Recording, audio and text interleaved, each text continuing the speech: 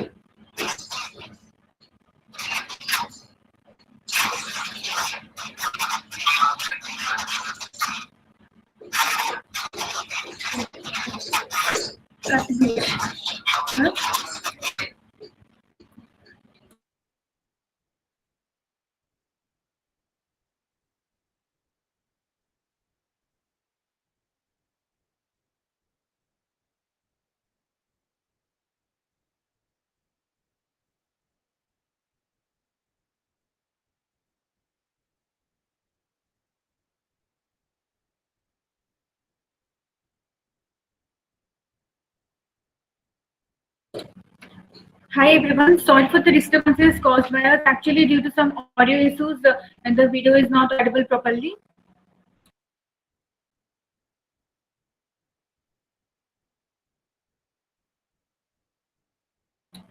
Our next oral presentation will be given by Dr. Liti from La Assembly's Multi-Speciality Center, Kochi, India. He is She worked as head of nursing education AHS SEHA UAE. She has 34 years of experience in the field of PHC and ambulatory healthcare services UAE and has expertise as JCIA chapter lead and tracer team member, quality improvement coordinator, diabetic clinic project coordinator, community program organizer, newsletter editor, and researcher. She holds master's degree in community nursing, MCQ American Board of Medical Quality, postgraduate diploma in nursing administration. Now I would like to call upon Liti for her presentation on the topic of diabetes education and an empowerment model, empowering patients, families, and communities.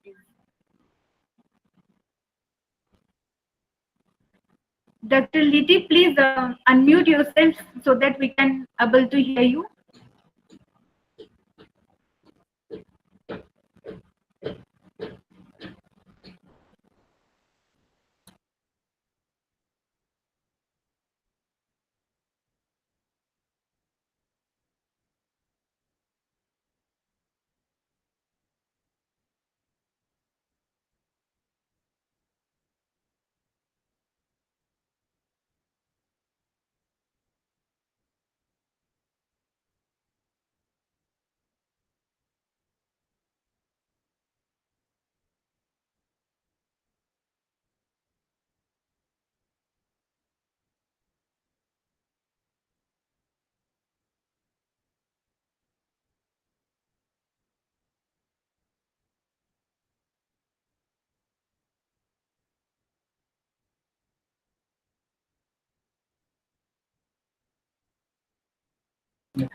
Dr. Liti, please unmute your audio so that we could able to hear you.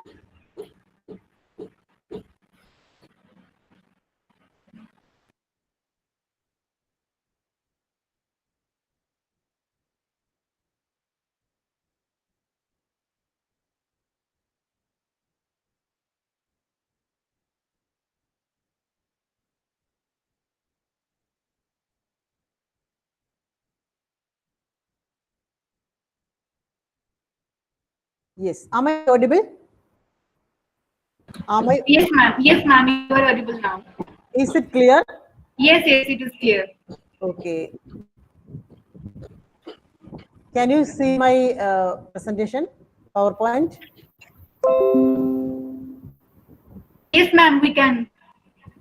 Please go ahead for the presentation. Okay. Good morning, everyone. I am Littu Varghese. Thank you for the introduction. Here I am presenting diabetic education, an empowerment model, empowering our patients, families, and communities. Diabetes is a chronic, debilitating, and costly disease associated with severe complications. It poses risk to patients, families, communities, and the entire world. You know all the statistics with this. We use these statistics in our presentations usually. Every 5 seconds, one person develops diabetes. Every 10 seconds, one person dies of diabetes.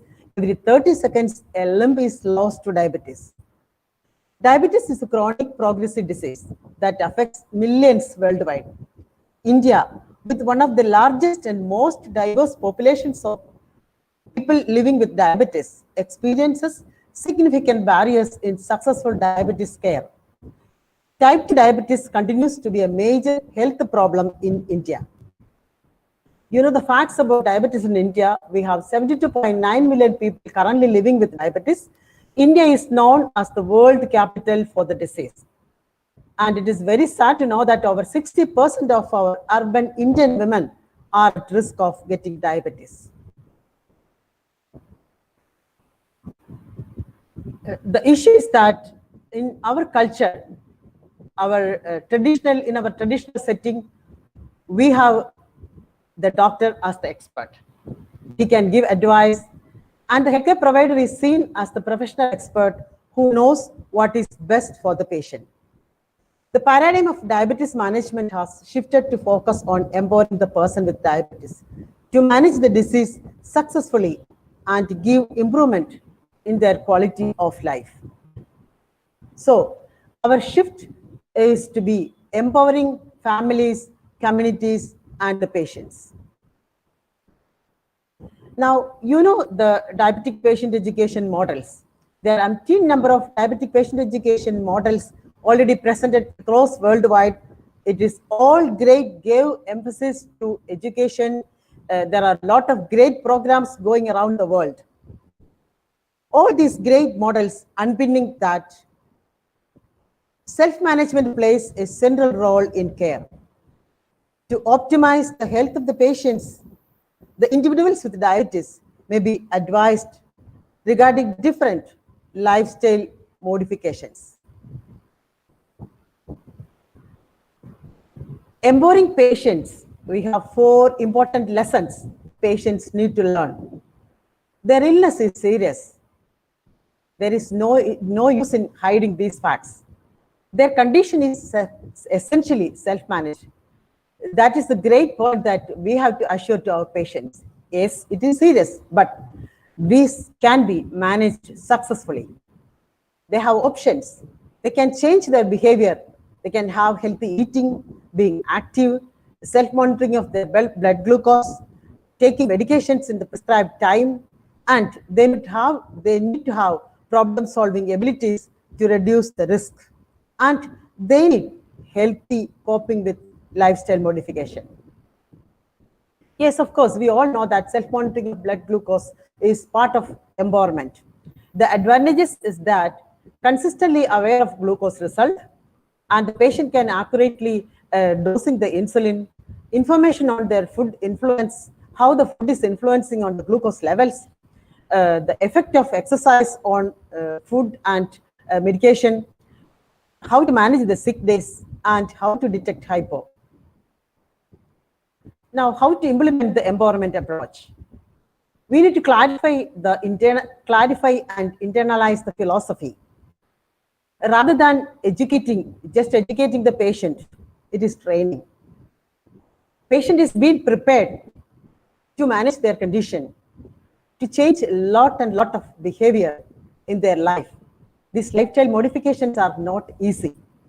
So they need to clarify and they need to internalize the philosophy that diabetic can be managed within their capacity.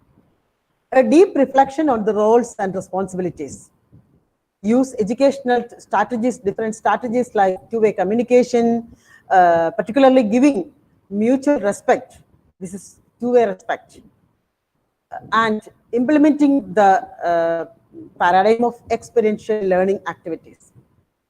When we train the patients, it is not just learning, it is just changing their life, experiencing different modalities and internalizing those things so that they will be able to not only to manage their life, not only to change their lifestyle, but also they will be able to help and train other diabetic patients as well. The approach to diabetic care should change from compliance to empowerment.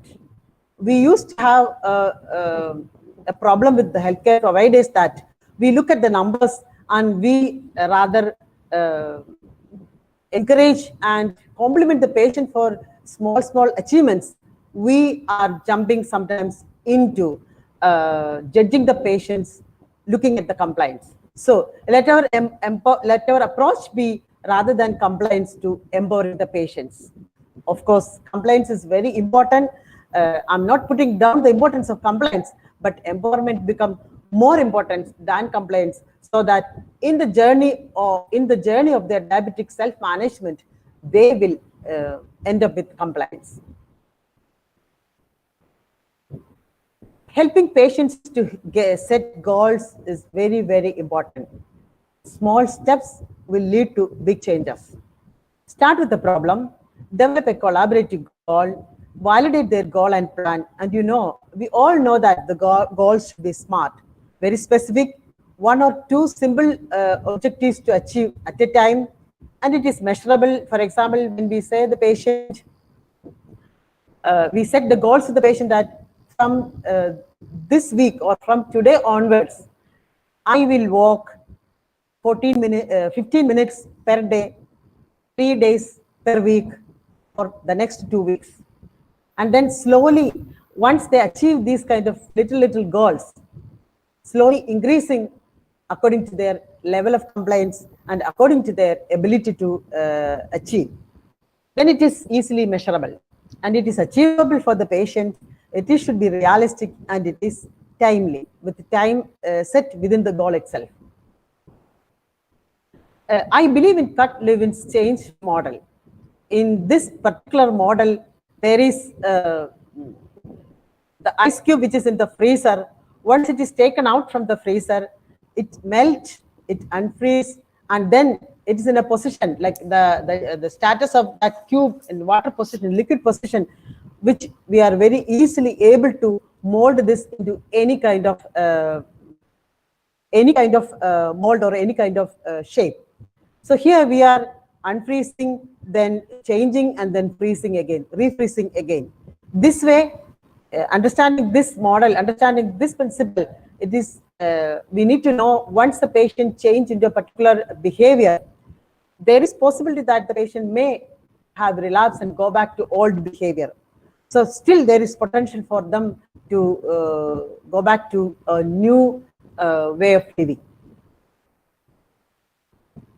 And we know when we tell the patient something, they might forget. It is not for the patient alone, for us also.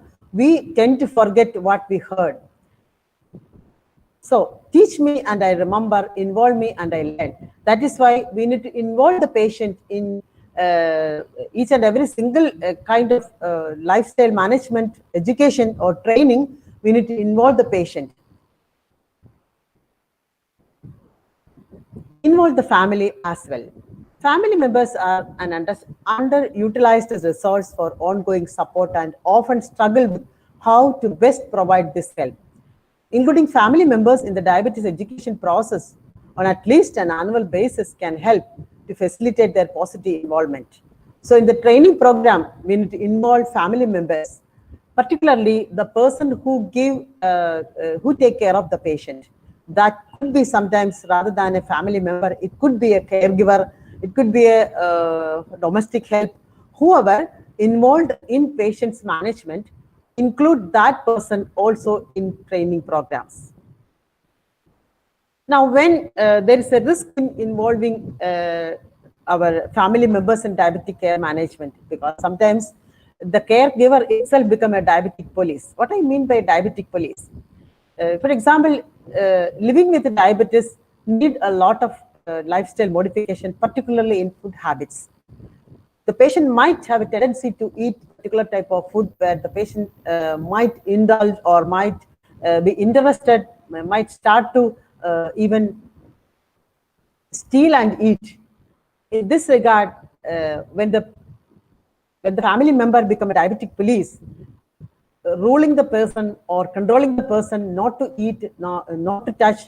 So these kind of controls, this kind of no's make a patient adamant, and the patient might go outside and eat, indulge, steal and eat as they like.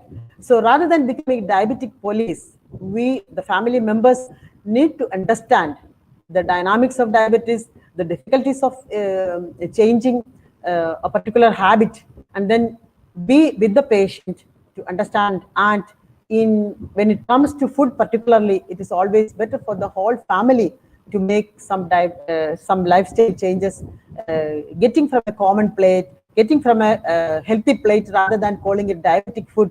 I would like to call it a healthy plate, which is good for everyone, with little changes for particular persons like pregnancy or children. So being a family member, helping the person to make changes, it is always better to be putting yourself in the shoes of that person. Family dynamics have been shown to have an impact on diabetes management and metabolic control in children and adolescents. In some families, if the spouse, the husband is the patient and wife is having extreme control over the family matters, then it might be very difficult for the person, the diabetic patient, the husband, to manage her lifestyle modifications. So for the diabetic educator, it is very important to understand the family dynamics, and a lot of counseling might be needed to put the persons in terms with managing the diabetes easily, helping the person, being with the person. When it comes to adolescence, it is sometimes non-compliance and mismanagement become a great issue.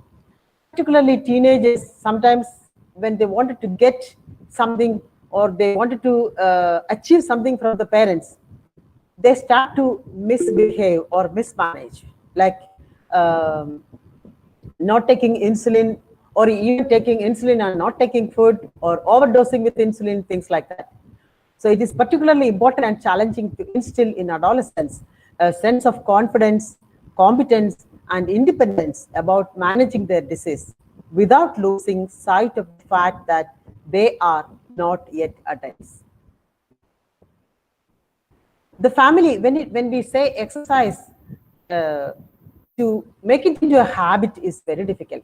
That is why the family exercise together, continue in exercising. It is from my experience. When I had 100 families, I was managing 100 families, going with them, running with them, doing exercise with them. I found those families who exercise together, who regularly go for a walk together with spouse and children, they continue the exercise. And the family members exercise together, they have sustainability, togetherness, warmth, and caring. Role of children. Role of children is very important, which is not considered as important in normal health, in our healthcare management. Recently, I had a class in a Rotary Club, one of the Rotary clubs in my neighborhood. They asked me to take a class on diabetes for a group of people. Then I asked the size of the group from which I have to take class. They said 50% of the audience is children, like from 8 to 16, and the rest is adults. So I was wondering what I will talk to the children about diabetes management. However, this was my first experience teaching children, talking to children who are family members, not diabetic patients, but family members. But it was a great experience.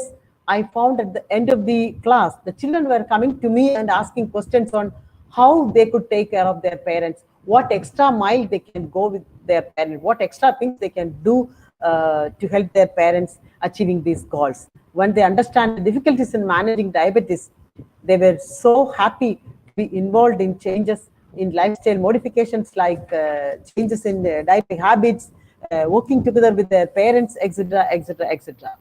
So role of the children is supporting in changing lifestyle, and children are monitoring parents' dietary intake. But again, I discussed with them what is a diabetic police and the consequences of being a diabetic police. Help the children with the shopping and meal preparation, reminding parents to Ma'am, exercise. Yes, sorry to disturb you. Actually, your slides are not changing. Could you please change your slides? yes, slides are getting changed. Okay, okay. Yeah. Reminding about Thank medication you. and assisted with tasks such as checking blood sugar, etc. Is it changing now? You can see the new slide. Hello? Hello? No, ma'am. No? Oh, No. I'm changing all my slides, but okay, let me. Your first slide is just visible. Yes, yes, Oh, now it's okay. family and is it now role of children? You can see role of children. Yes, yes, ma'am. Oh, I'm sorry, I put in the slide Yeah, percentage. yeah, it's okay. Continue. Okay, now family and community factors. So family, apart from family, there should be social support also. Some of the time it is very difficult for the family to manage the financial issues of diabetic management. In that case, these patients might be connected to some NGO, some associations who can help them. Now, sometimes there are cultural and religious factors, factors related to healthcare delivery itself. So here all is these areas, we healthcare providers need to look at how we can help our patients. Bringing community resources to the patient management, identifying, developing and engaging community resources and public policies that support healthy lifestyle. Train all primary healthcare nurses and dietitians in diabetic education program. The Central Statistical Institute of India announcing in 2009 that there were 3.3 million NGOs registered in India. For example, Lions Club, Rotary Club, Young Women Christian Association, which is YWCA, YMCA, Give India, Mitra, the Banyan, etc., etc., etc. There are empty number of NGOs who do a lot of service in the community. Sorry.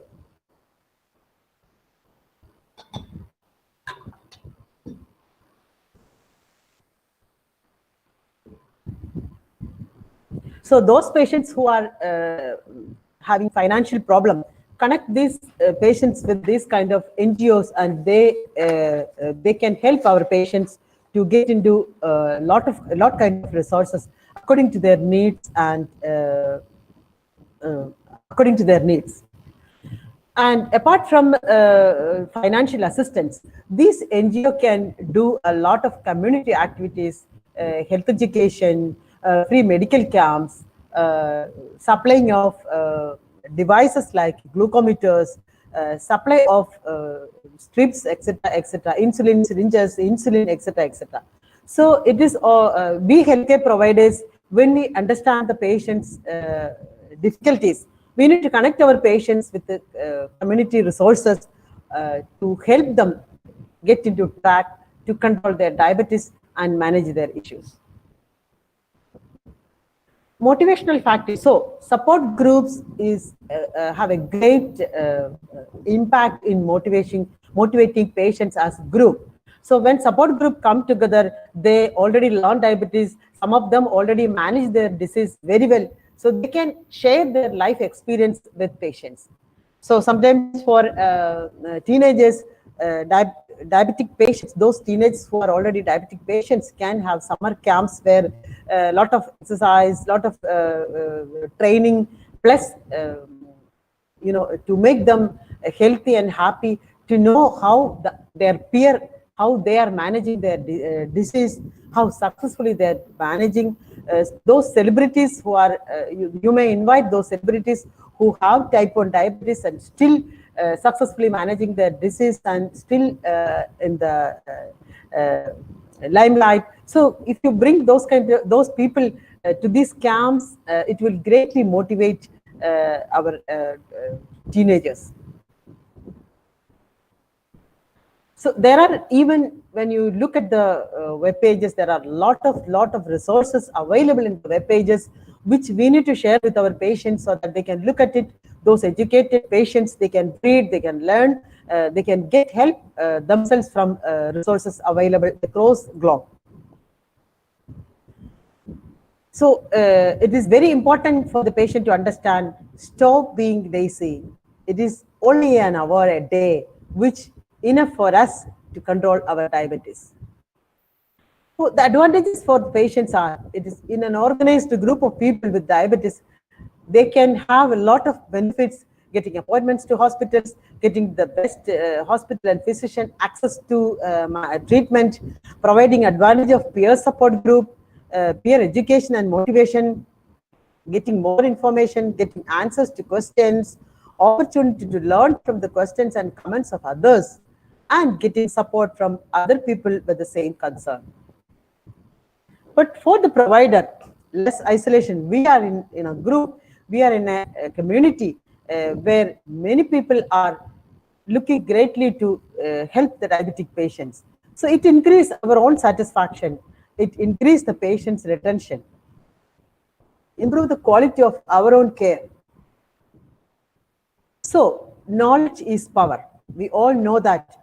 It is not only power for us as healthcare providers, it is power for the patient also. So empowering our patients through self-management education improves their HbA1c, their quality of life, weight loss, cardiovascular fitness, so on. It is listless. The usefulness of these kind of programs are listless.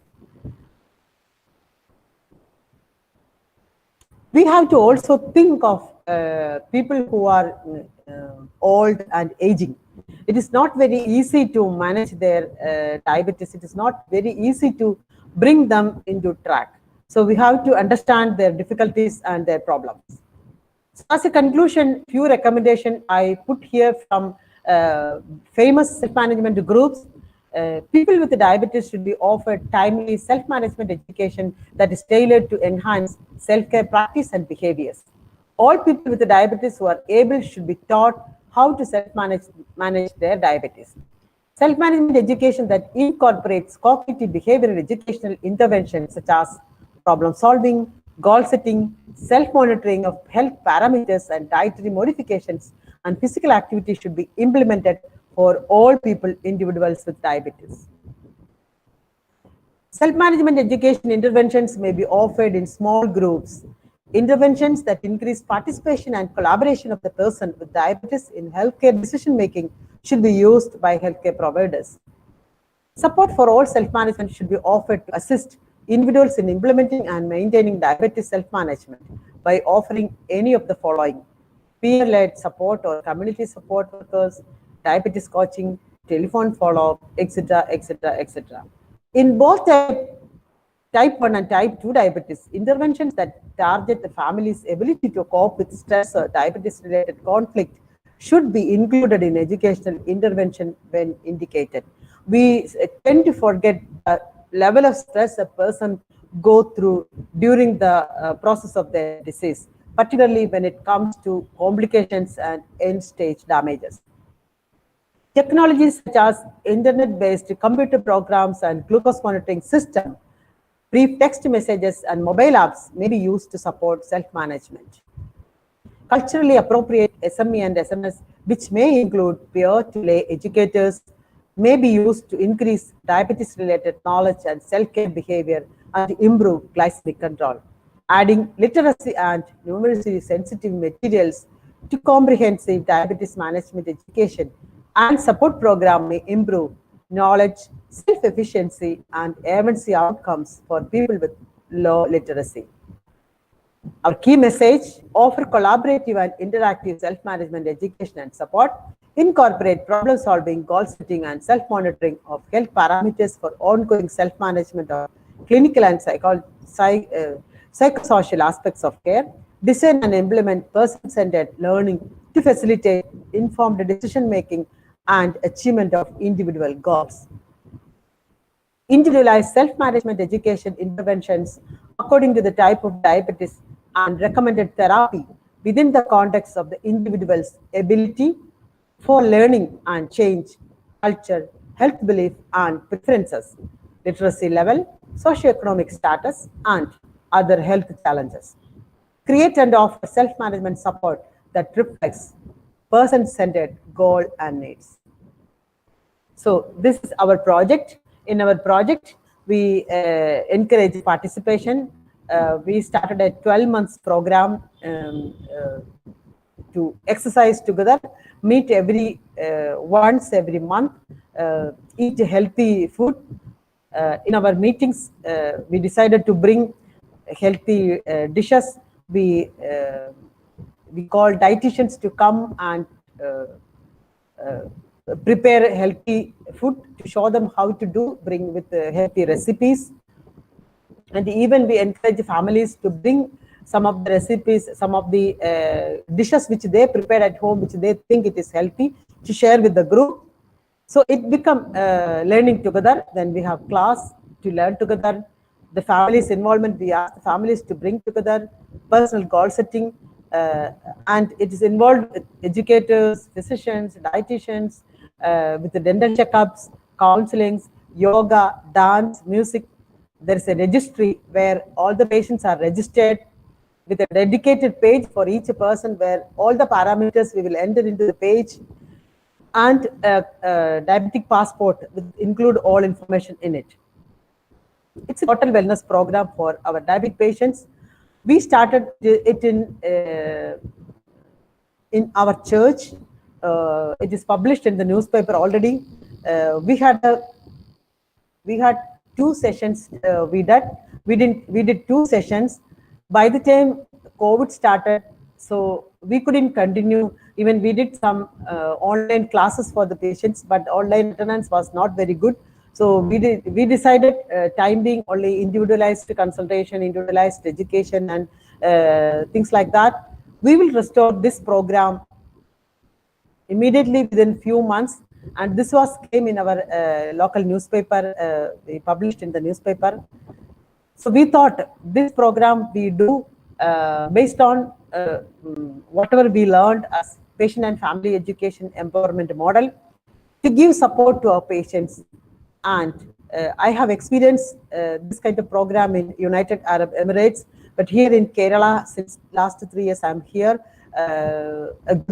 A program, I don't have an experience with the group program, successful program to present here, but this program, after a year, we get the results, and we will present in front of you how it went well. And I hope people can learn from experience, and even probably a great result we may not put in front of you, but I'm 100% sure that at least a few people can benefit with such program. I remember one of my physicians who advised me that if you can help saving one single foot of a diabetic patient in your lifetime, heaven you already achieved.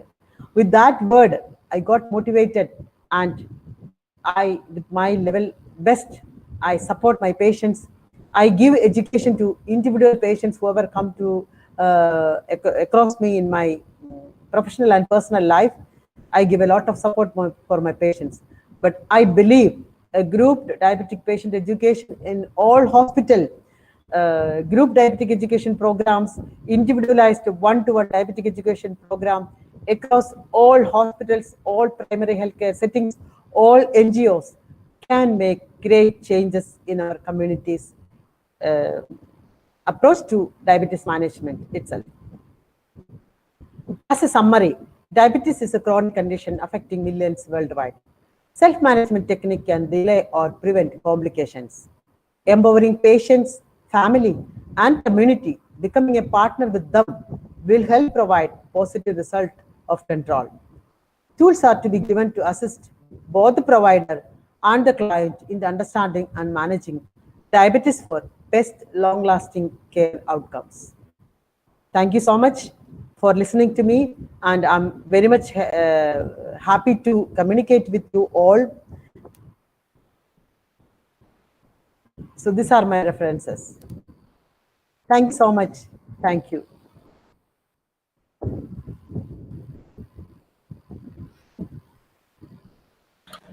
Thank you, Dr. Liti, for your presentation.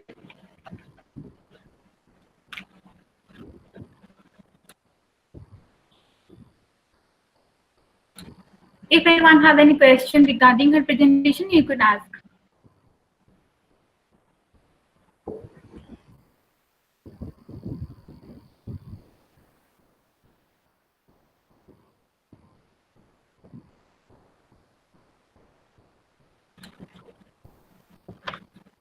Okay, no questions.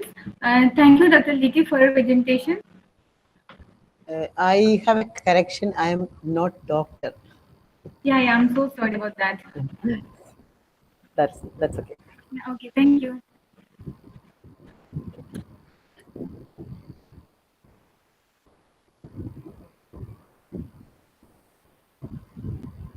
Our next oral presentation will be given by Dr. Wala Mohammad Sid from Taibaha University, Saudi Arabia. He is graduated from Faculty of Medical and Human Sciences, University Manchester, UK, with PhD degree in clinical biochemistry.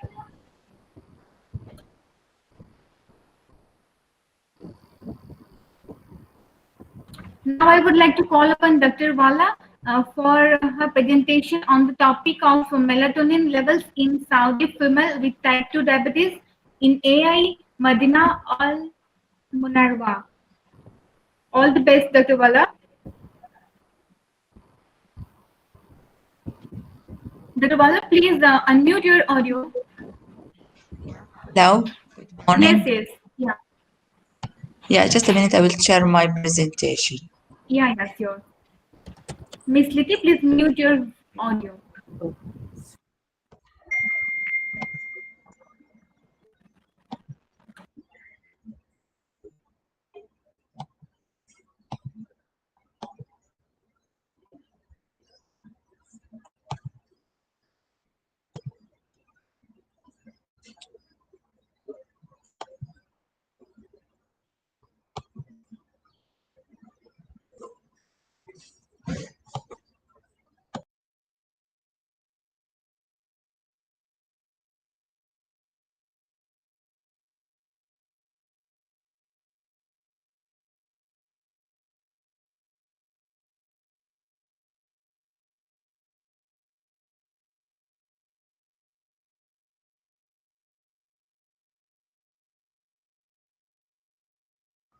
Hello, do you see my presentation now?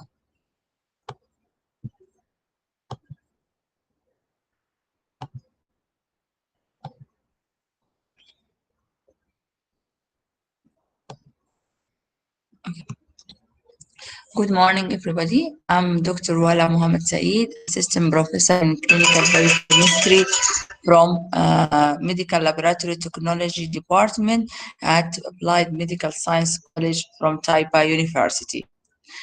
I have group who working in diabetes, and also we work to measure different markers, especially the marker that's related to the diabetes that increase or decrease during the process of the disease. Today, inshallah, we are going to explain our small study as a basic study to evaluate some hormone that's related to diabetes. We start our talk about a little or brief background of the study, the objective of the study, methodology, result, and conclusion. First, we spend today, we talk about the diabetes.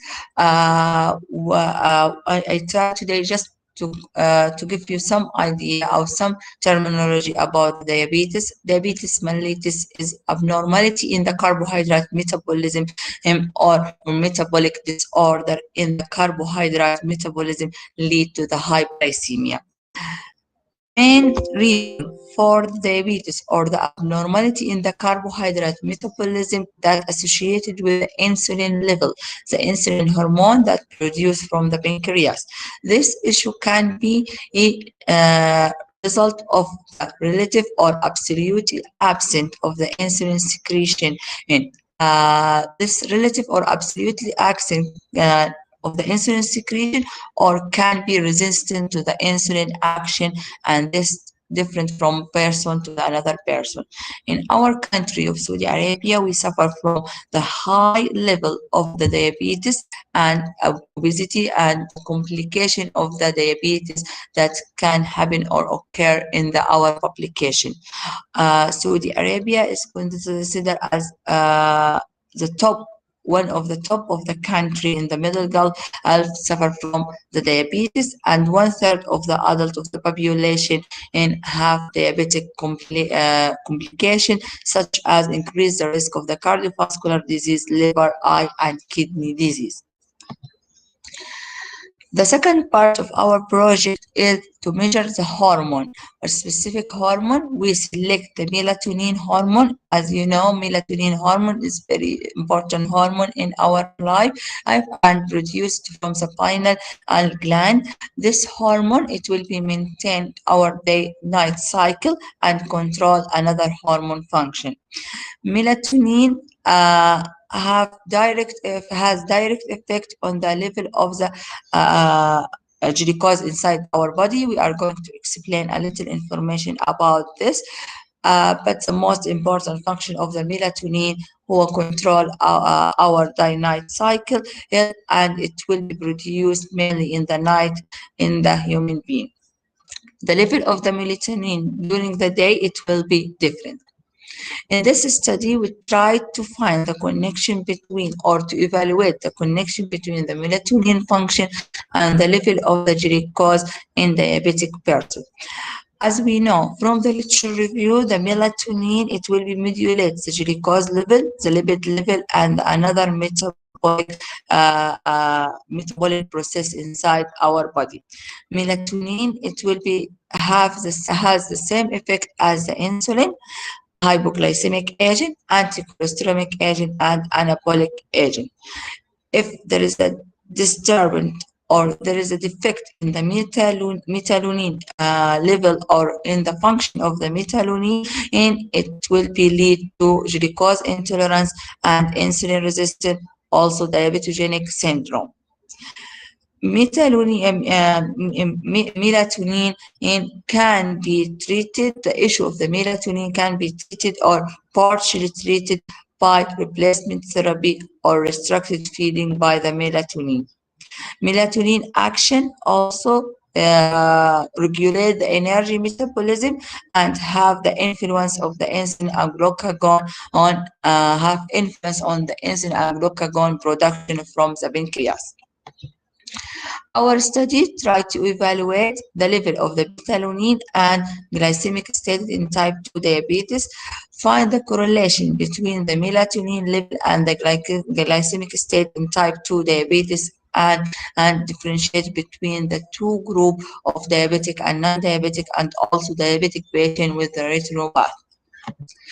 The methodology of the study, our study is case control study. It's very small study, start in 2017 until 2019 to collect the sample. Is about 100 samples from the diabetic patient and 100 samples from the health patient from our university and our community and Medina al Munawwara.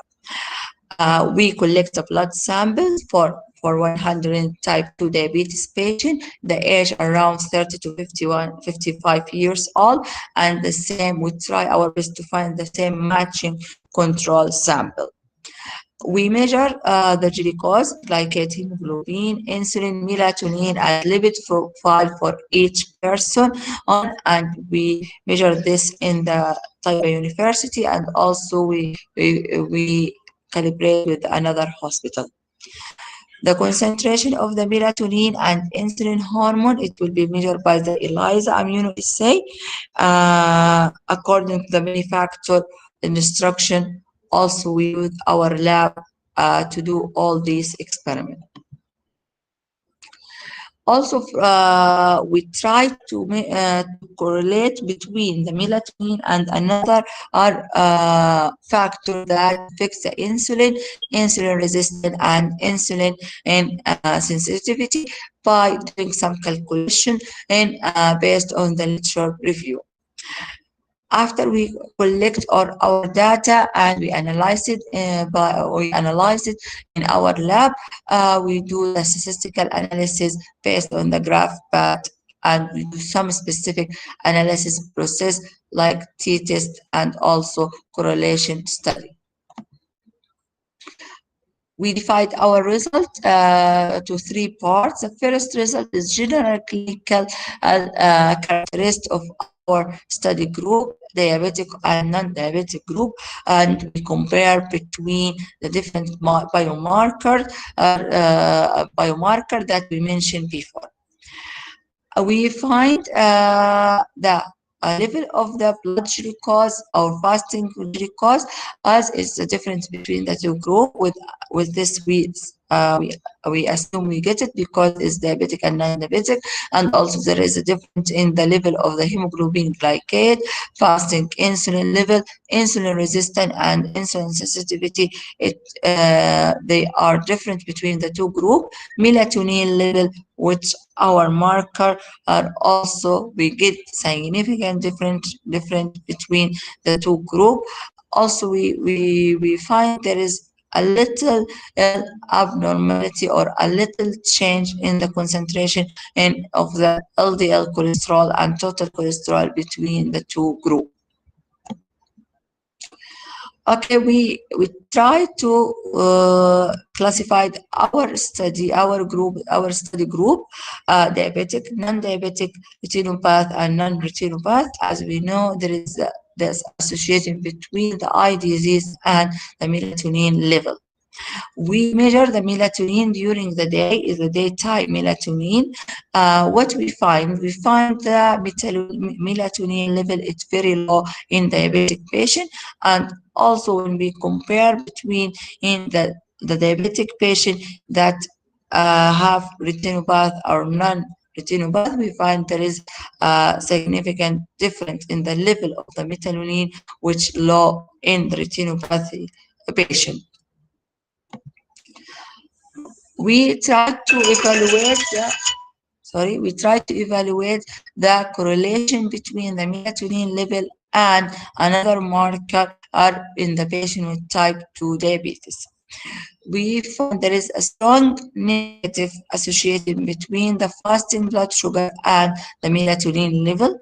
Also, there is a strong negative association between the insulin and melatonin level.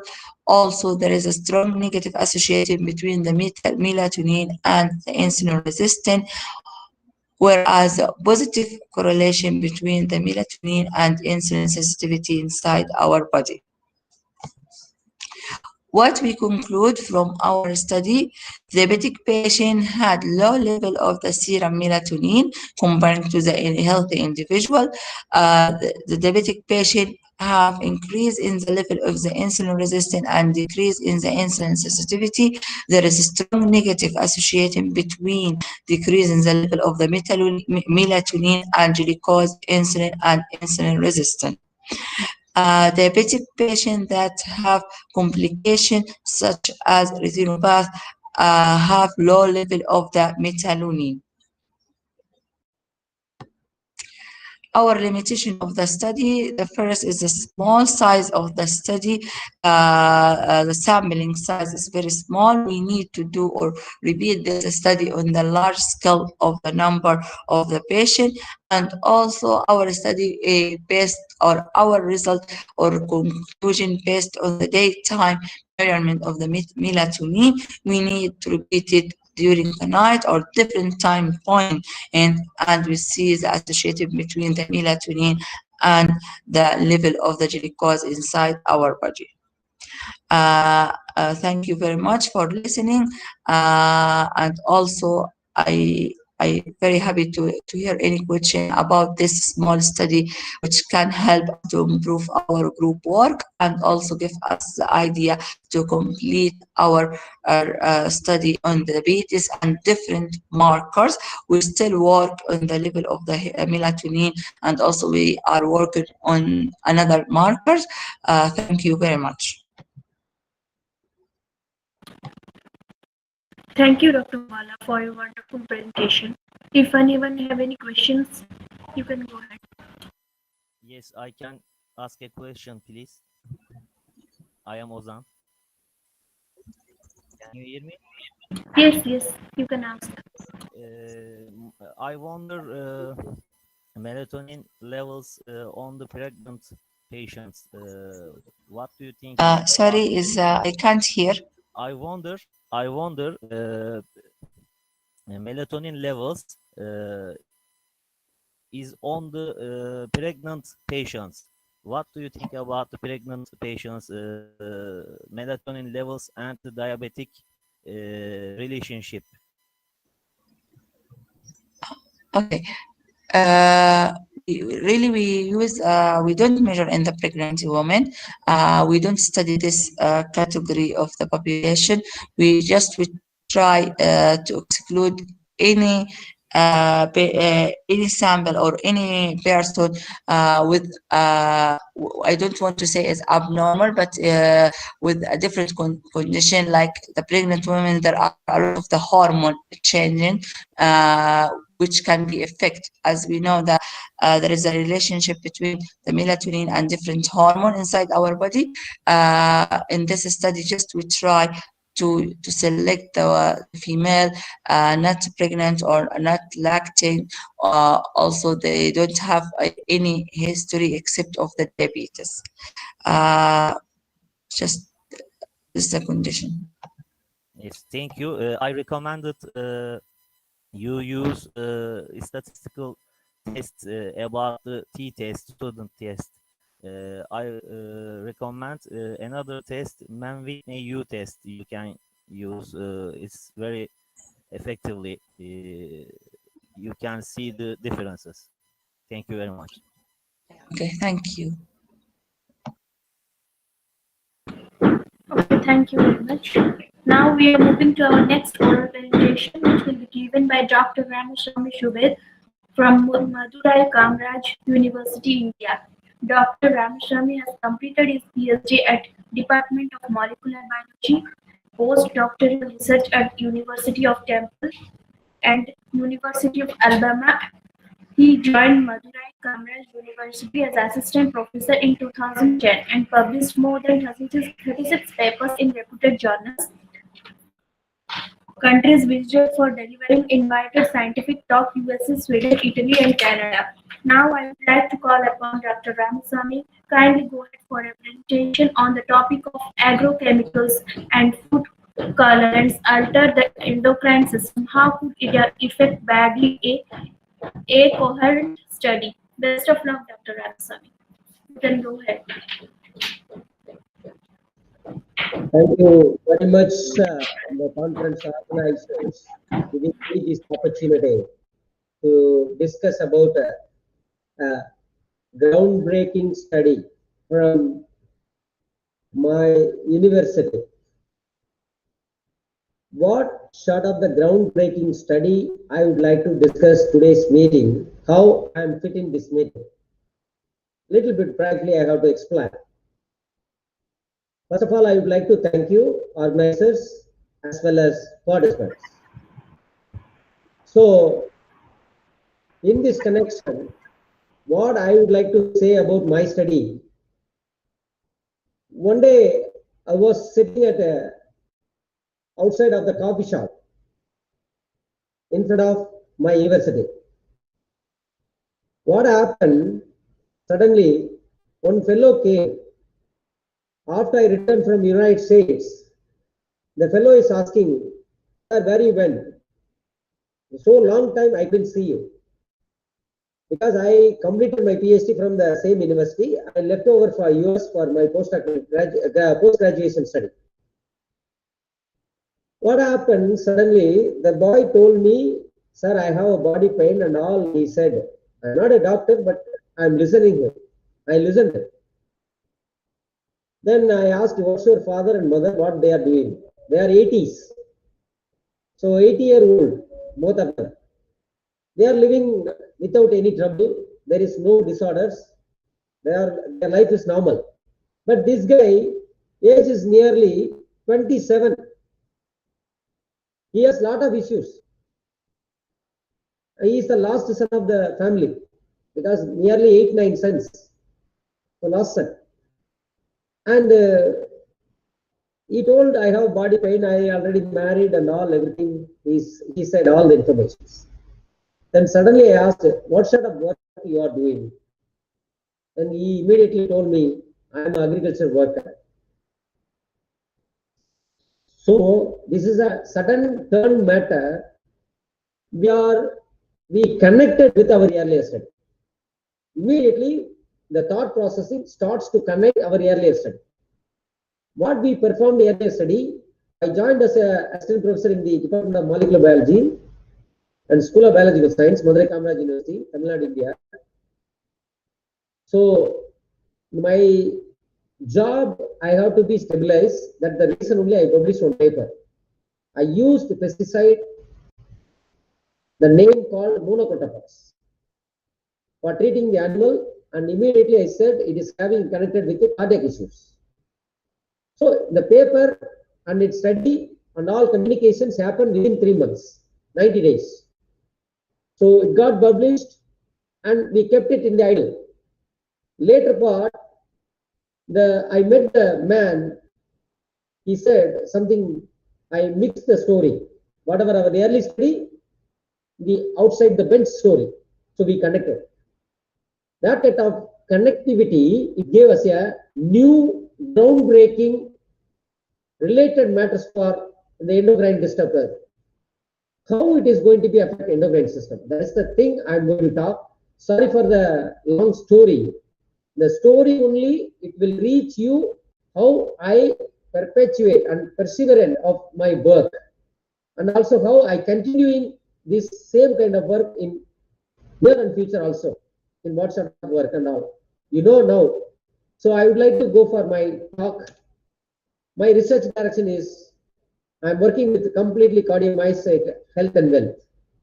That is name called biomarker discovery, another name called mitochondrial dynamism. The another direction, xenobiotics. That's what I just before told you about how the xenobiotic compound. Xenobiotic is nothing but a chemical compound. It ingested in our body. It triggers a lot of issues. Whatever chemical you are taking, that is called under category of name called xenobiotics. So cardiac, metabolic, endocrine, health and wealth is my ultimate. So natural resources and xenobiotics, how it is made up of health and wealth. First, I would like to say, just before I told you the story about the organophosphates. Organophosphate is the ester, mites, thiol derivatives, phosphoric acid, synthesized in 1837. It is a biochemical weapons for using in the warfields. Due to this Silent Spring book, it came out in 1962 after Second World War. The environmental movements, the organic related, the organochlorine, organophosphate related pesticides, how it is give us a big impact. The women published a paper, the booklet, Colson clearly says about we have to ban such a kind of chemical. Why we have to ban? Such a long story we have. Even though it banned, a lot of impact is behind. That's the story I would like to tell you, and based on the study also, I'm going to now talk to you. So, organophosphate and environment. How this will be affecting our environment? Lot of deposits in the soil and water and air. Ultimately reaches to non-target organism, that is named called human being also. So, this water body and its direction is published most of the people in and around the world, even including the human blood sample. But my short span of the work, the earlier story I told you, we published on paper. That's the story. Prolonged monocotophos intake, it induces cardiac oxidative stress. It also gave myocardial damage. The hypothesis yearly how these monocotophos affect cardiomyocytes, hepatocytes, enterocytes. We used as a humanized mice and rat model. These are all chemical classification, organophosphate, carbamide, and organochlorine and pyrethroids. Monocotophos is the chemical name dimethyl 1-methyl phosphate. So acetylcholinesterase inhibitor, molecular weight is such as. So it's a systemic, that is called systemic pesticide. Usually it is also coming through food or vegetations. It will be ingested in our body, then it will also trigger. So according this concentration, World Health Organization clearly pointed out food residues having such a kind of pesticide residue.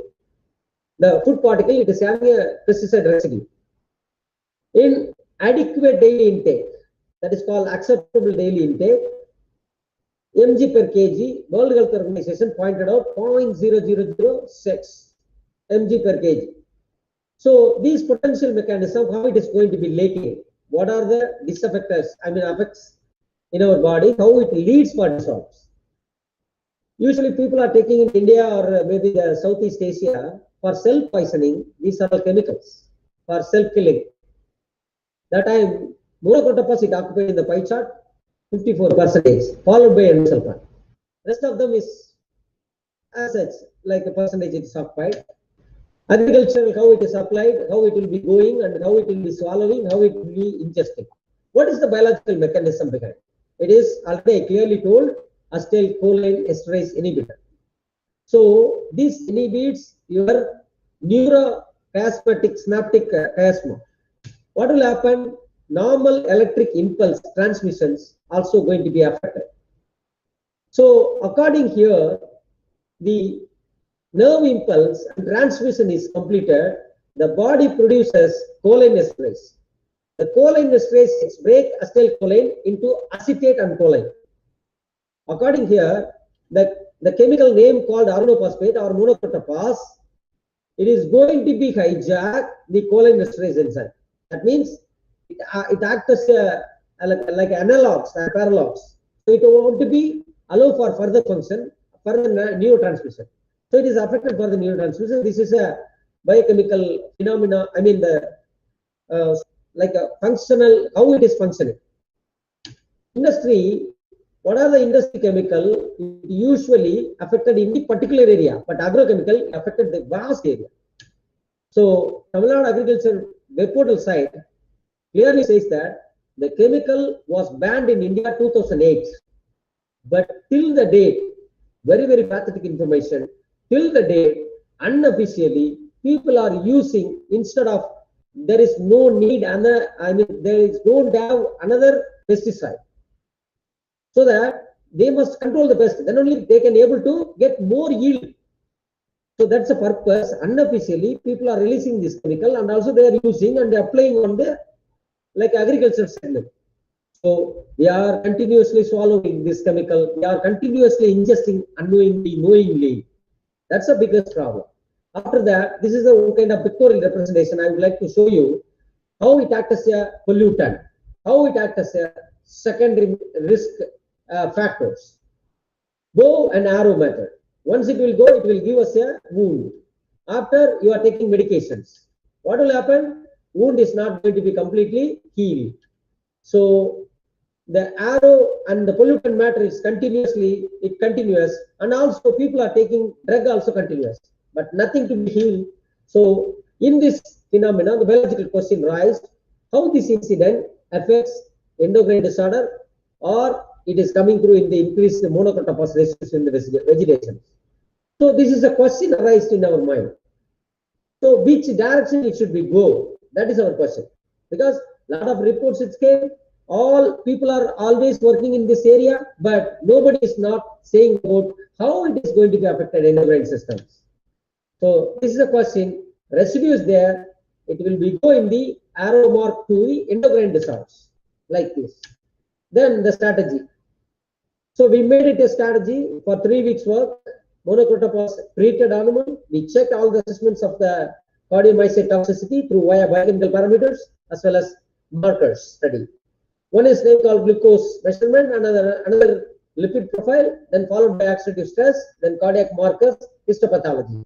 And all we measured, the strategy was completed, and we got a result. It is affected through via LD50 value. We ingested into 0.36 mg per kg body weight we used through via oral gavage methods. Lactate dehydrogenase, LDH, the level, tropoil and creatine kinase. These all clearly gave us a new clue how it is going to be affected cardiomyocytes. So the summary, The chronic intake of monocotopas lead a weight loss, reduced physical activity. Cardiac oxidative stress was observed. Monocotopas administered RAS. That means RAS. Monocotopas lead elevated cardiac expression, cardiac gene-related expressions through their blood, which we analyzed their blood. Histopathology also clearly shows that some of the edema and also the cardiac tissue damage is happened. But very mystery, what are the new information we got from this study? Monocotopas, it caused mild hyperglycemia and dyslipidemia. That is the point we got it from this study. After that, we kept this study in the idle. I met the fellow. The fellow gave me a new thought processing about the work, how to lead. Parallelly, one kind of information we received from through media. What is the another very important information I would like to correlate? The conclusion, clearly I told you, we published the paper in Toxicology Journal, 2013, May month, 10th May 2013, it was published. It clearly shows that mild hyperglycemic and dyslipidemic.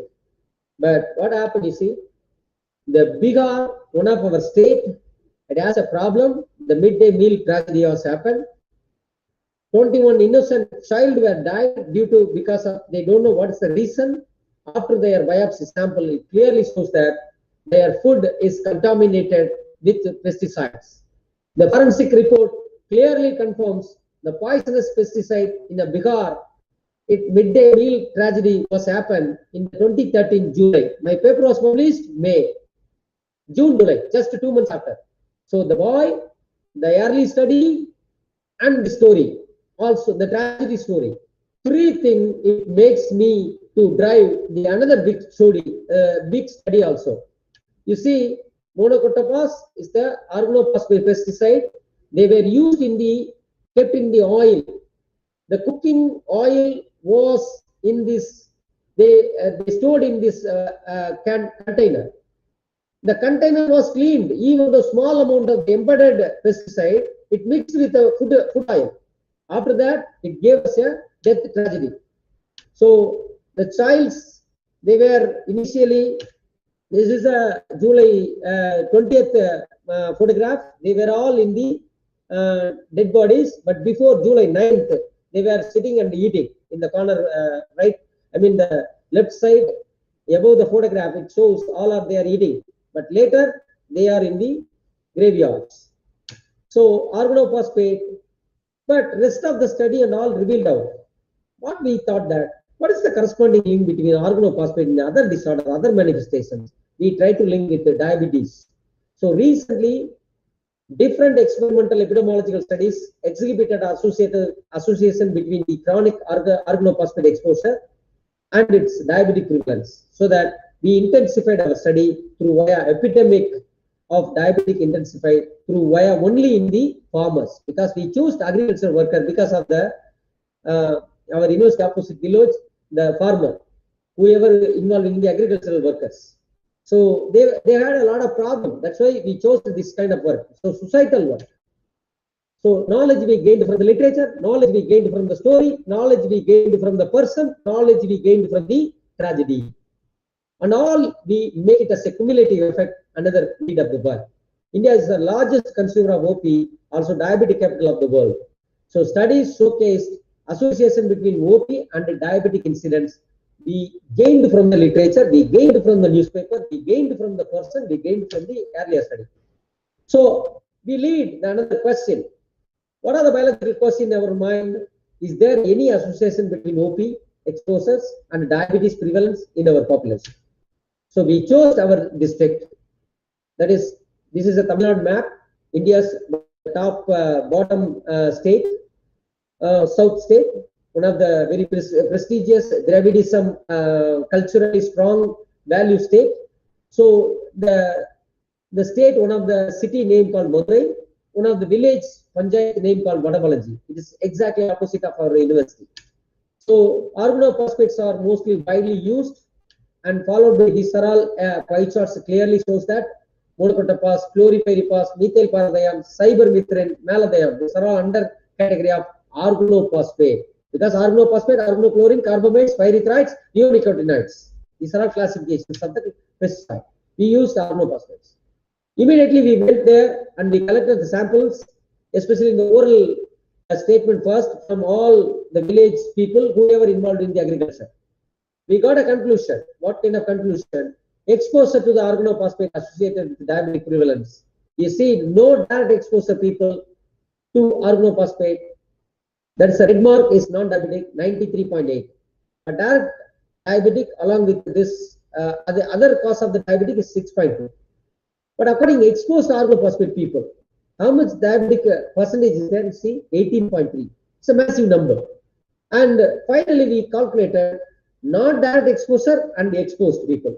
We finally confirmed 13 people out of 100, 13% of the people, they are suffering in the diabetes. So male and female ratio and exposed ratio also we clearly revealed out from the data collections. You see there, then immediately we subjected for the plasma acetylcholinesterase related activity. We checked their blood samples and saliva and urine and fecal matters. We collected from them. No changes in the acetylcholinesterase level. These are all, every dot is the person. And all the μg per, units of the plasma acetylcholinesterase also we measured. You see, it is not indirectly related exposure. It is a direct related exposure. How it is going to be correlated? Then nothing to be changes. Where diabetic prevalence is exposed to the group is not due to the genetic factor. It is purely based on the exposure. So in this first question, we addressed in the interim conclusion name called direct exposure, its prevalence of the diabetes among rural population. It's having a diabetic, but there is no changes in the plasma acetylcholinesterase. But according the first statement, the first information I clearly showed you and also gave you universal truth. This is a chemical, it acts as a acetylcholinesterase inhibitor. But according groundbreaking study, there is no inhibitions. That is the first statement we received from the oral as well as biochemical parameter tests. So immediately we have another question name called how it real causative factor. How it is going to be there any other factors? What are the other factors it is began on this? Then immediately we come for the functional characterization study. We use the animal biopsy mice and the monocrotophos also we purchased within the Sigma chemicals. So the mode of administration oral via covages, via drinking water as well as our food. Whatever we are serving the food. The dosage we measured through 10x DMDI, that is called daily intake. How it is theoretical maximum daily intake, that is DMDI. So that's the method is accepted method for this study. So time frame 180 days. It's a human life for 15 years. It's a huge. So what we got from the first initial induction study, hyperglycemic effect, because we checked the blood glucose level, mg per deciliter. You see the peak value of monocrotophos ingested animal, how it is going to be after 60th day, 60th minute, like 1 hour after we checked. You see how it is gradually going. And all the things clearly shows that monocrotophos, it triggers hyperglycemic effect. Monocrotophos causes, there is no serum acetylcholinesterase. Animal study also gave us a mimic data of the human. So that the models also gave there is no serum acetylcholinesterase changes in between the control versus monocrotophos people. So these glucose intolerance studies also we tested in their serum and insulin level also we measured. After we had an interim conclusion, the organophosphate induces glucose intolerance in mice, but there is no changes in the acetylcholinesterase in the animal model. So the biological question fired out from above conclusion, if not acetylcholinesterase inhibition, then how OP induces glucose intolerance? So next, our study is subjected the same fecal matter transplantation. The study was came out in the several other studies, the lean mice and OB mice, the combination and all. We immediately subject, this is the matter we used for our study. So control water, The fecal transplantation also be used, whatever they treated with the monocotophos, water along with the monocotophos. That the seven-day studies, we confirmed how this is going to be affected. The fecal transplantation, the monocotophos exposed animal induces glucose intolerance. How this will be giving us an intolerance. So then also we used in the culture the OP minus the OP plus. That means OP added, OP not added. All the fecal matters and its cultures, we gave it to the animal. That is through via ex vivo transplantation. After this transplantation, clearly shows that glucose intolerance only happened in the monocotophos. And also we used malathion, parathion, chloripyrifos and all. It's a sub division of the organophosphates. We used which one is efficiently it is going to be trigger glucose intolerance. So monocotophos is the number one. Parallelly, it is also chloripyrifos. So we have an idea, got it from the third conclusion. OP induced glucose intolerance mediated by gut microbiota. This is a phenomena is common to all for OP. So immediately we had a question: if gut is altered, what are the metabolite products it is coming through via from the gut? So we tested with esterase, hydrolysis, lipases activity, and followed by ex vivo fecal matter cultures. We clearly confirmed that esterase activity and butyrate activity and all three nanomilimolar level we tested with the monocotophos, chloripyrifos, malathion, methyl and all. So we had a conclusion: chronic OP exposure functionally modulate the gut microbiome with overexpression of the OP degrading enzymes. That means OP is nothing but organophosphates, nothing but monocotophos. So metabolites and culture able to induce glucose intolerance. Ex vivo culture and also fecal transplantation and all everything gave us a same and similar kind of effect. So, and the another important thing, okay, if it is degrading enzyme and all everything metabolites, it clearly shows that glucose intolerance. In what way gut microbial degradation going to be affect glucose host machinery systems? That is called host glucose machinery system. So we tested differential expression of the metabolites through via glycolysis as well as gluconeogenesis pathway. So I can't here show the pictorial representation of what we analyzed, but the metabolites, gluconeogenesis and genes related upregulations gave us a new idea for the differential expression of the metabolites. So the quantitative metabolite set enrichment analysis, it clearly linked that gluconeogenesis pathway and also overexpressed. Because gluconeogenesis is the basic concept, glucose synthesized from non-carbohydrate resources. What we observed, monocotophos. So it turned as a glucose. That is the matter. Who is the mediator? Gut. That is what we proved. So intestine, liver, we parallelly analyzed whole culture, suspended culture, superintendent, and all it gave glucose 6-phosphate phosphatase activity. You see how far it is liver, how far it is in the working in the intestine. So both gave us a similar and mimic data. Fecal acetate increased in animals transplanted culture, superintendent also, whole culture, suspension culture, and culture superintendent. Culture superintendent, it gave us a statistically high than that of the whole culture.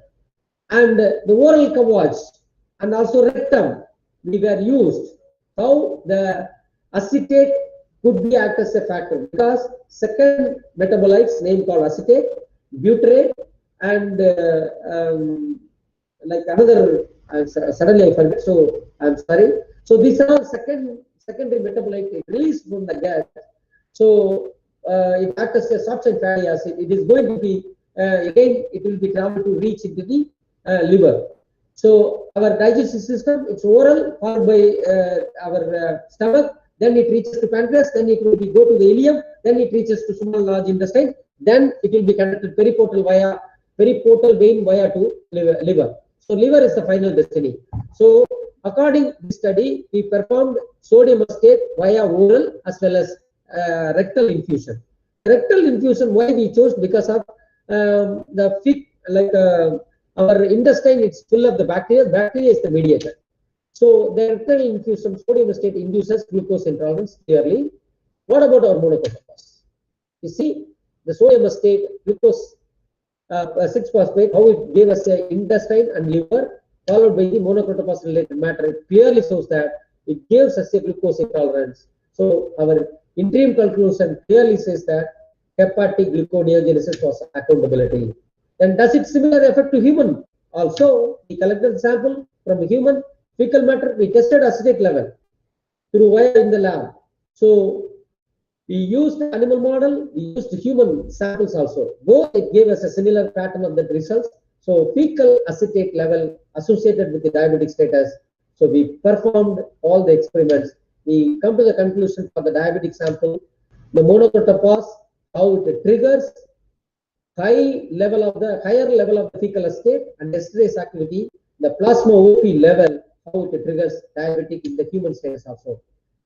I would like to give us a summary. The threefold higher prevalence of the diabetes in the rural people exposed directly to the OP. The chronic intake of the OP, it induces glucose intolerance without acetylcholinesterase inhibition in the mice as well as human, and also all the samples. We clearly shows that there is no the way it affected acetylcholinesterase inhibitor, only the way it triggers glucose intolerance. The gut microbiota, it acts as a mediator. OP induced glucose intolerance. So OP, that means organophosphates. It metabolizing all the enzyme, it activates. The gut also, it produces acetate, nothing but acetic acid. It reaches to liver. You see the simple pictorial representation how acetic acid acts as a substrate to convert it as a glucose in the hepatic regions. So it induced account of our glucose intolerance. This is a schematic representation. What our study clearly shows that whatever you are eating in the consumer, like vegetables or food, it is also have a contamination of the pesticide. These pesticides is the major culprit to trigger diabetes. That is the statement we got it from the ground level as well as laboratory level. That's what I used the groundbreaking study. You see, after it came, we published the paper in Genome Biology. It is 13.2, it's impact factor from Madurai. We organized throughout the study in the opposite village. We collected 30,050 samples. That means, sorry, not 30,000, 3,050 peoples we analyzed. Finally, we subjected for the fecal matters collection, all stool sample collection only we subjected whoever the aggressive diabetic, like whoever having a chronic diabetic cases, 100 people we selected, and also we got a samples and we analyzed all their having nearly how they affected due to diabetes because of due to these chemicals. So this paper was highlighted in the all the newspapers also the next day. Parallel, the Cell Press also they invited review article, gut microbiota endocrine disrupting chemicals, how it is involved in the diabetic epidemic level. So this news was published all Hindu, NDTV, then followed by German News and Nature India and Wire and Bioscience and Medical News Today. These are all, it was dandering in the next day because of the pesticide exposure may increase the risk of diabetes. That's a new class of the study. So I would like to conclude. So all the like xenobiotic compounds, it's also triggers. We have another study now it is pursuing for sulfaxaflor, how it is having a biggest problem in the human system because there is no report so far in the human body. So we are now working on it, these chemicals. So another work, methyl imidazole, it's also food colorant. So it's also triggers hypoglycemic. Already I told you hyperglycemic. This one is going to be show you hypoglycemic. So these are all gave us a new idea how it triggers. The clearly shows that histopathology of the pancreas. 4-methyl imidazole is a food colorant, caramel colorant. It's also having a control, the niche, the followed by the biggest dividing of the cells. The beta cell divide it happened, so it produces insulinemia. That is called hyperinsulinemia. So hypoglycemia also happened. So these are also we studied and also it got published in the Nature Scientific report. So I try to come to the conclusion. Both chemicals, it is also involved for the two different kind of diabetic related complication. One is called hypoglycemic, like a hyperglycemic, that is name called monocrotophos. Hypoglycemic is name called imidazole, food colorants. So chemical, like a pesticide as well as food colorant, we dealt with this study, and also it got the entering of the next day newspapers and all everything.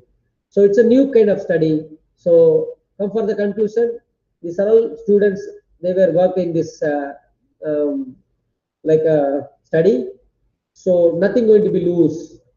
We are going to be gain everything if we invested the time for this study. So time for questions. Thank you.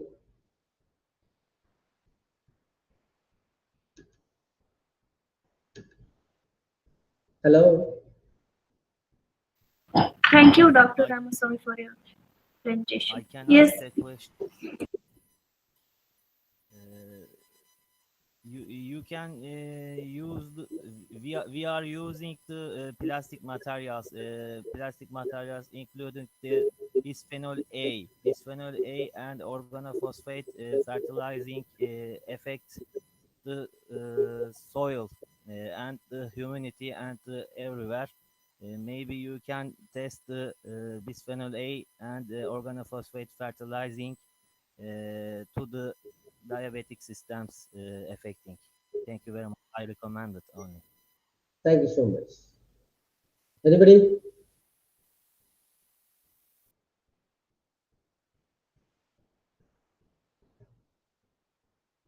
Sonali?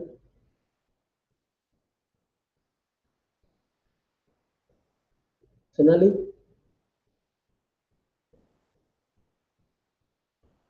No questions from audience side? hello. Yeah. Anybody?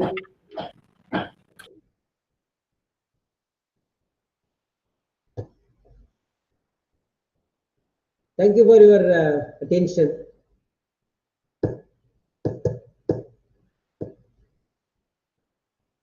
Are you hearing my voice?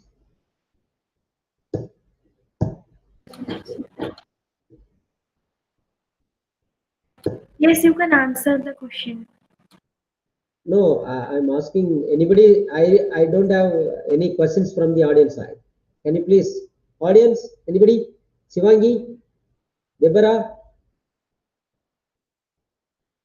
No, no, Okay, thank you. no, thank you. No one has any questions. Okay, thank you. Now we are moving to our next oral presentation will be given by Dr. Ozan Emre Yukoglu, Istanbul Medical University, Turkey. He is an assistant professor in School of Pharmacy at Istanbul Medical University. He received his PhD degree from Graduate School of Natural and Applied Sciences, Chemistry, Karadeniz Technical University, Turkey in 2017. His area of interest include health science, medicine, basic medical science, biochemistry, biophysics, biomolecules, and biological spectroscopy. He has published number of researches and conference articles about the chromatographic analysis and antioxidants activities of medicinal plants in reputed journals. He is closely related to the topics such as artificial intelligence, machine learning, and innovative techniques and plant studies for processing biochemical data for disease diagnosis. Now I would like to call upon Dr. Ozan. Kindly go ahead for your presentation on the topic of telemedicine hospital integration of diabetes monitoring with a wearable life jacket. Best of luck, Dr. Ozan.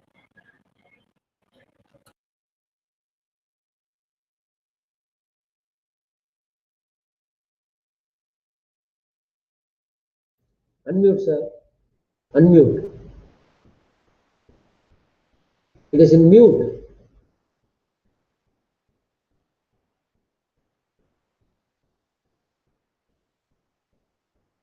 Ojan, you are in mute.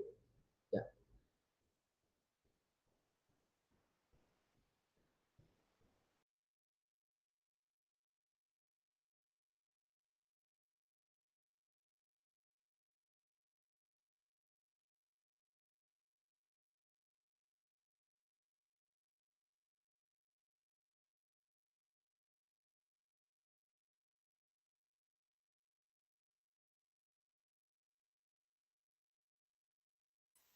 Can you see my presentation?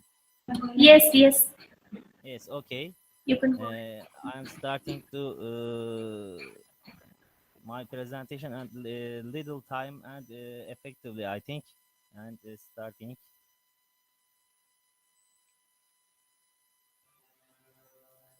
Yes, my titled Telemedicine Hospital Integration of Diabetes Monitoring with a Wearable Life Jacket. I'm Assistant Professor Dr. Ozan Emreibolu. My biography is reading, but I can again, I am Assistant Professor. I received my PhD degree, Graduate School of Natural Applied Sciences, Chemistry, Biochemistry, Karadeniz Technical University, and my area biochemistry, biophysics, biomolecules, proteomics, and biological spectroscopy. And I have a lot of published articles about the chromatographic analysis and antioxidant activity and any innovative techniques. I wonder and I like artificial intelligence, machine learning, and innovative techniques. I am struggle with the plans about the biochemical data for the diagnostic techniques. And then my presentation the aftering. I wearable smart jacket prototype capable of detecting the minor pulse, location, presence of hazardous gas, temperature, humidity was proposed to secure the lives of coal miners in Pakistan. This is you can see the miners. This uh, he has got a jacket and a modified. We modified the jacket. Some four sockets. Electricity with the designing and combine the mobile phone and the wireless activity.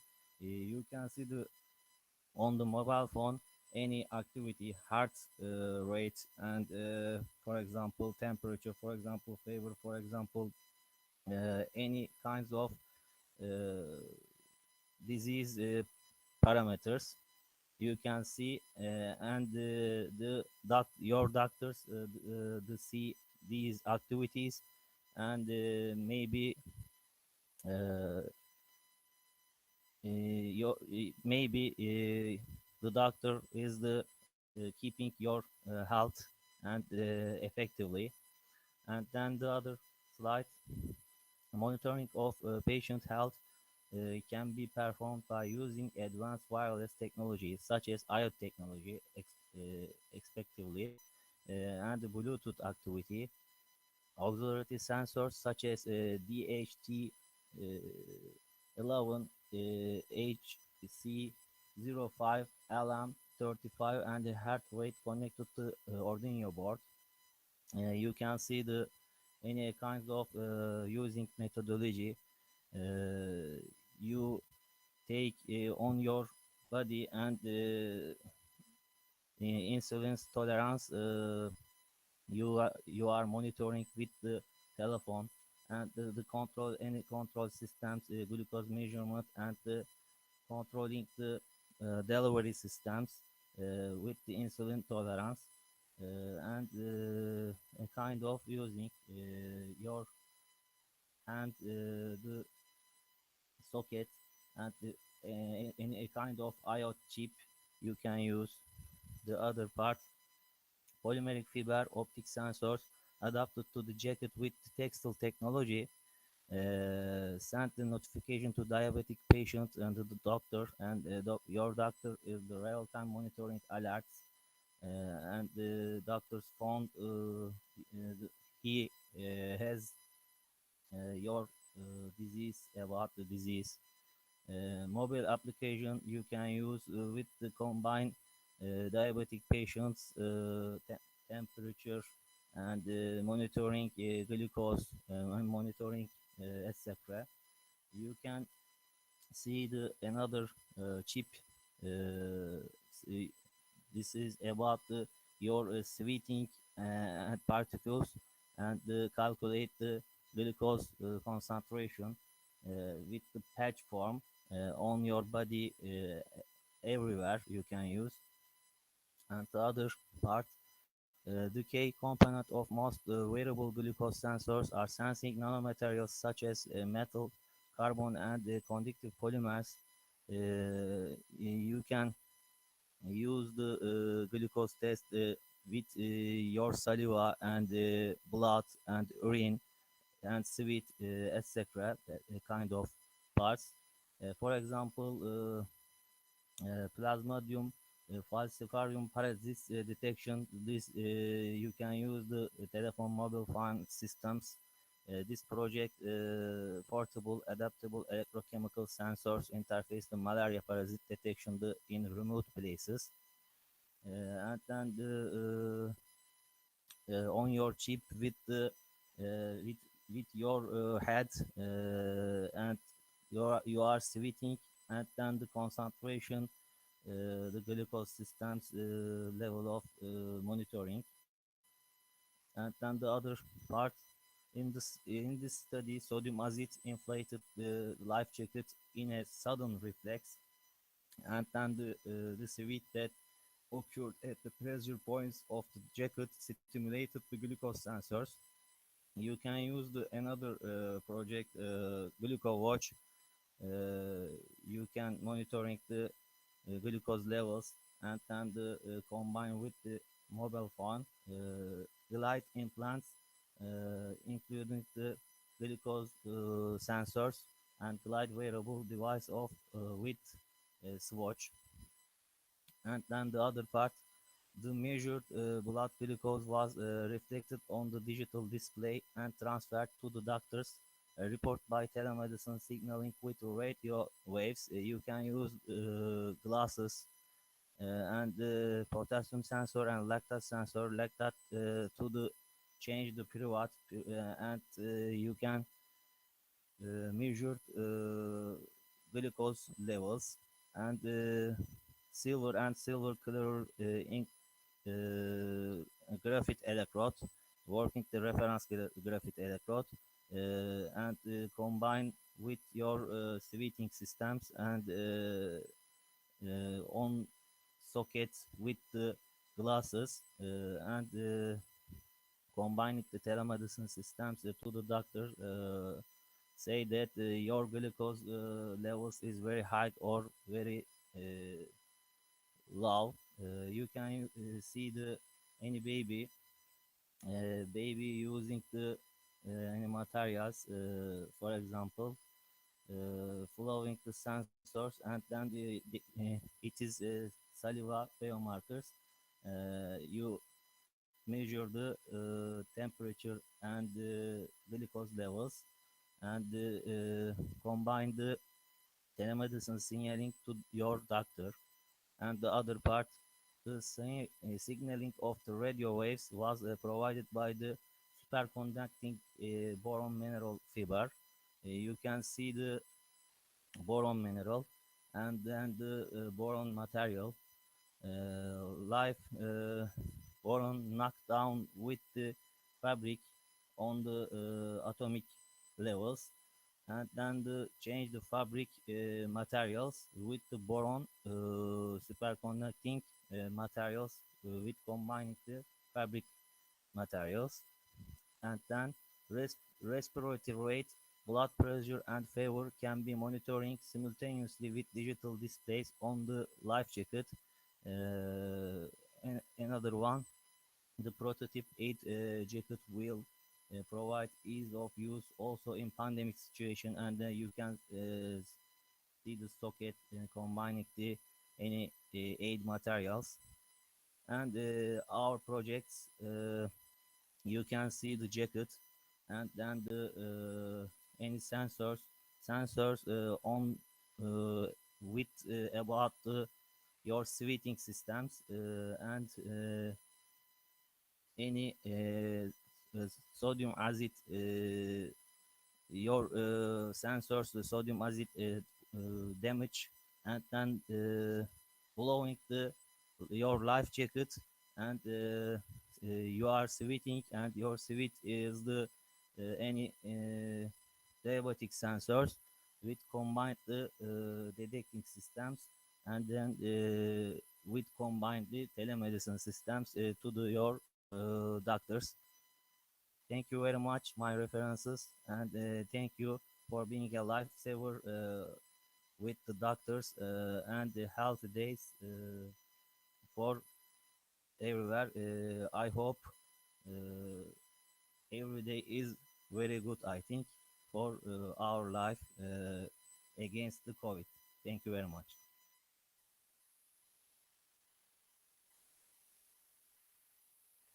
Is any question? Yeah, thank you, Dr. Abuzan. If anyone have any question,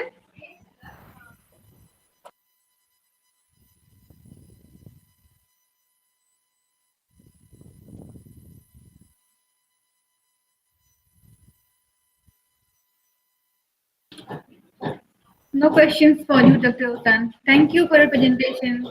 Okay, thank you very much. Actually, some of our speakers could not join us for their personal reasons, so the session will end now.